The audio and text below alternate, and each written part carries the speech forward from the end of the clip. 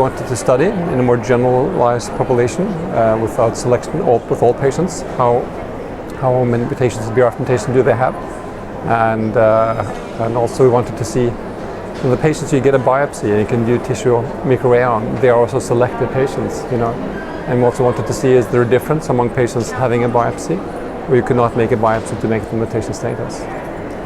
And in general, the number of BRAF patients is usually about 5 to 10% in study patients, whereas in our study we found 21%, which is more than double as many. And that also is important because it's more important to test patients out in the clinical trials if they have this mutation concerning how you're going to do the treatment strategy. And also the number of patients with MSI high will be much higher, and those patients are also available for immunotherapy. So it's outside the clinical trial you have more of these patients. And we also could see that the patients where you can make this mutation status on, the selected patients, they had much better prognosis than one without biopsy.